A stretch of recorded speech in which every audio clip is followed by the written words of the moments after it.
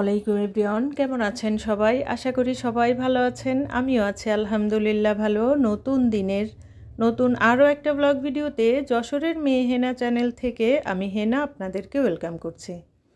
আজকের ভিডিওটা শুরু করেছি একদম সকালের নাস্তা থেকে। সকালে ফ্রোজেন পরোটা ভাজি করে নিয়েছিলাম, নিজের জন্য অবশ্য রুটি বানিয়ে নিয়েছি, আর ডিম পোচ করে নিয়েছিলাম। নাস্তা শেষ করে আজকে যে কাজটা করব সেটা গতকাল রাতেই ভেবে রেখেছিলাম। ভাবনা অনুযায়ী কিন্তু সকাল সকাল কাজে লেগে পড়েছি। আজকে আমি আমার ডাইনিং রুমটা খুব সুন্দর করে নতুন একটা লুক দেওয়ার চিন্তা করেছি। সেই চিন্তা অনুযায়ী দেখেন, আগে থেকে একটু একটু করে পছন্দের জিনিস যেগুলো কিনে রেখেছিলাম সেটা সব কিছুই আমি বের করে নিয়েছি। আর এই যে সুন্দরভাবে আমি এই দুইটা ফুলের টব বলবো না ঝুড়ি বলবো, যাই হোক, আমি কিন্তু দেখেন আমার ডাইনিং এরিয়াতে যে ঘড়িটা আছে তার দুই পাশে সেম মেজারমেন্ট করে বসিয়ে নিয়েছি। আর এই যে দেখছেন পিঙ্ক কালার ফুলটা, এটা কিন্তু আমার বাসায় আগে এক্সট্রা ছিল, সেইখান থেকে দুইটা ফুল নিয়ে লাগিয়ে দিয়েছি। আমার এই ফুলগুলো পছন্দ হয়েছিল এই ছোট্ট সাদা ফুলগুলোর জন্য। আর আমার কাছে মনে হয় পিঙ্ক কালারের ফুলটা লাগানোর পরে দেখতে আরও ভালো লাগছে। ফাইনাল লুকটা কিন্তু আমার তো খুবই পছন্দ হয়েছিল। আমি সব সময় অল্প দামের জিনিস দিয়েই ঘর সাজাতে পছন্দ করি। ঘর সাজানোর জন্য যে সব সময় দামি দামি জিনিস দরকার তা কিন্তু না। যারা মনে করবে যে না, দামি জিনিস না হলে ঘর সাজানো যাবে না, এলোমেলোই বসে থাকবে, তারা কিন্তু কখনোই সুন্দর একটা পরিবেশে বসবাস করতে পারবে না। আপনার মন সুন্দর হলে, ইচ্ছা থাকলে একটা খারাপ জায়গাও কিন্তু আপনি সুন্দর করে নিজের জন্য উপযোগী করে নিতে পারেন। আমি দেখেন, এই যে আমার যে ওয়াইফাই লাইনটা এখানে আছে, টিএনটিটা এখানে আছে, এখানে অনেকগুলো তার দেখা যাচ্ছিল, সেটাও কভার করার জন্য এই লম্বা ঝাড়টা দিয়ে দিয়েছি। আর এখন দেখতেও কিন্তু ভালো লাগছে। সব জিনিসগুলো জায়গায় লাগিয়ে দিয়েছি। আর এখন এসেছি টেবিলটা সুন্দর করে মুছে নেওয়ার জন্য, এবং এর উপরে যা যা আছে সব কিছু যাতে পরিষ্কার করতে পারি। প্রতিদিনই কিন্তু পরিষ্কার করা হয়, তারপরেও ধুলা যে কোথা থেকে আসে, এত বৃষ্টি হয় তারপরেও ধুলা কমে না। ধুলার সঙ্গে পাল্লা দিয়ে আমরা তো আছি।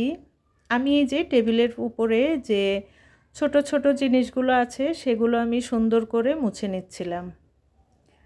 সাদা জিনিসগুলো ব্যবহার করতে কিন্তু খুব ভালো, দেখতেও ভালো, কিন্তু সেগুলো রক্ষণাবেক্ষণ করতে একটু কষ্ট। আমি সব সময় কাজগুলো দিনেরটা দিনে শেষ করি। আর আজকে অন্যান্য সব কিছু বাদ দিয়ে চিন্তা করেছি যে আমি আমার ডাইনিং রুমটার লুকটাই চেঞ্জ করে ফেলবো। টিউলিপগুলো কিন্তু আমি পরিষ্কার করে নিয়েছি, প্রতিদিন পরিষ্কার করি, যার কারণে কিন্তু অনেকটা সময় দিয়ে আমার পরিষ্কার করার কোনো দরকার হয় না। যাই হোক, এই যে ছোট্ট এই ঝুড়িটাও কিন্তু ব্যাগ, এটা কিন্তু আমার খুবই পছন্দের একটা জিনিস ছিল। আমি সেটা কিনে নিয়ে এসেছিলাম আর সেটা রেখে দিয়েছিলাম। আজকে দেখেন খুব সুন্দর কিছু চামচ দিয়ে আমি সাজিয়ে নিচ্ছি।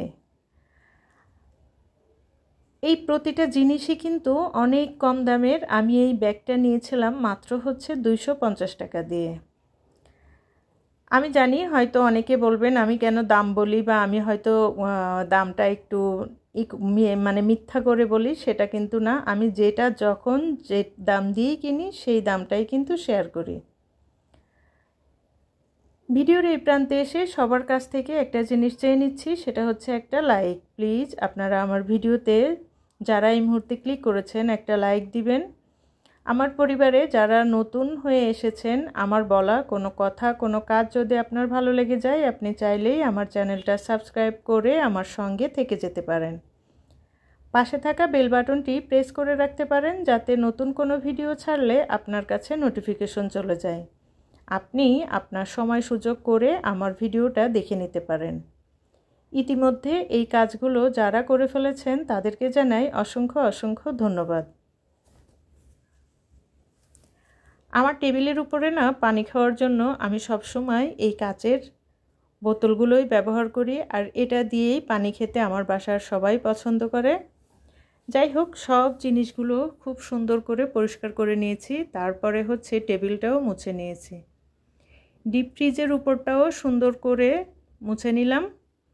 আর টিস্যু হোল্ডারটা আমি এখানেই রেখেছি, যেহেতু ওই ছোট্ট ট্রেটা অনেকটাই ভরে গিয়েছিল আর দেখতেও ভালো লাগছিল না। এখন এখানে রেখে দেওয়ার পরে আমার কাছে কিন্তু দেখতে ভালোই লাগছে। আমার এই ছোট্ট পরিবারটাকে একটু একটু করে যারা বড় করতে সাহায্য করছেন তাদেরকে জানাই আমার মন থেকে অসংখ্য অসংখ্য ধন্যবাদ। এখানে এসেই যে সবাই সাকসেস হবে তা কিন্তু না, তারপরেও যারা এখনও ভালো কিছু করতে পারেনি তাদের আমি বলবো যে হতাশ হওয়ার কোনো দরকার নেই। আমাকে দেখুন, আমি কিন্তু অনেক দিন ধরেই এই জায়গাটাতে আছি, তবে আমার এখান থেকে আমি কি করব তার উপরে আমার কোনো ধরনেরই কোনো আশা নেই। তারপরেও আমি যে এখানে সবার সঙ্গে মিলে আছি এটাই আমার কাছে না খুবই ভালো লাগে। আমি যে মন খুলে সবার সঙ্গে কথা বলতে পারি, আমার কাছে এটাই অনেক পাওয়া। যাই হোক, এই তো আপনাদের সঙ্গে কথা বলতে বলতে আমি আমার ডাইনিং ড্রয়িং সব কিছু কিন্তু অফ ক্যামেরাতে মুছে নিয়েছি।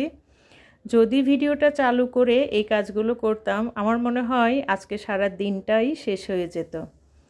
অফ ক্যামেরাতে সব কিছু আমি সুন্দর করে পরিষ্কার করে নিয়েছি, ঘর ঝাড়ু দিয়ে নিয়েছি এবং মুছেও ফেলেছি।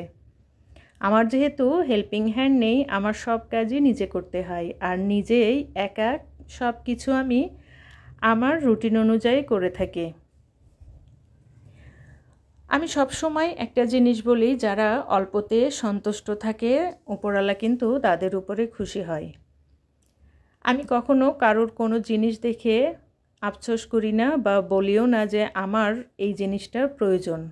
আমার পছন্দের জিনিসগুলো আমি যখন নিজে কিনতে পারি তখন কিন্তু আমি আমার সেই ইচ্ছাগুলো পূরণ করি। তার আগে কিন্তু কখনোই মনকে ছোট করি না বা হতাশও হই না। আমি সব সময় পরিপাটি থাকতে পছন্দ করি, সেটা যাই হোক না কেন। গুছিয়ে কাজ করা এটা আমার ছোট থেকেই অভ্যাস। আমি আমার আশপাশটা সব সময় খুব সুন্দর করে গুছিয়ে চকচকা করে রাখতে পছন্দ করি। আর দিন শেষে যখন এই কাজগুলো করে ক্লান্ত লাগে তখন কিন্তু আমি আমার যে কাজগুলো করেছি সেদিকে একটু তাকিয়ে থাকি, তখন কিন্তু ক্লান্তি ভাবটা শেষ হয়ে যায়। এই যে সুন্দর যে রেজাল্টটা পাই তাতেই আমার অনেক ভালো লাগে। আজকে আপনারা আমাকে বলবেন যে আসলে আমার ডাইনিং রুম গোছানোটা কেমন হয়েছে। এখন যে ভিডিওটা দেখছেন এটা হচ্ছে গতকাল দুপুরের একটা ভিডিও। আলহামদুলিল্লাহ, সুবহানাল্লাহ সুবহানাল্লাহ, এত সুন্দর একটা দৃশ্য কিভাবে মিস করব বলেন। এই ভিউটা আমার রান্নাঘরের জানালা থেকে দেখা যায়। আমি প্রতিদিনই রান্না করতে গেলে আকাশের দিকে তাকিয়ে থাকি, দেখি। আর এত সুন্দর ভিডিওটা আমি যে করেছি, আমি আমার সব ভালো লাগায় আপনাদের সঙ্গে শেয়ার করি। আর এটা শেয়ার করব না সেটা কি হয়? একটু করে ভিডিও করে রেখেছি আপনাদের জন্য। কেমন ছিল আমাকে কমেন্টস করে জানাতে পারেন। আজকে খুব মজার একটা ভর্তা রেসিপি আপনাদের সঙ্গে শেয়ার করব। সেটা হচ্ছে পটলের যে খোসা থাকে বা চোকলা, সেটা আমি পটল দিয়ে মাছ রান্না করেছি। আর বাকি এই যে চোকলাগুলো সেটা ধুয়ে সুন্দর করে কাঁচামরিচ দিয়ে তারপরে কিন্তু সিদ্ধ করে নিয়েছি। তারপরে দেখেন ব্লেন্ডারে ব্লেন্ড করে নিয়েছি। আর এখন এটা দিয়ে খুব মজার একটা ভর্তা হবে।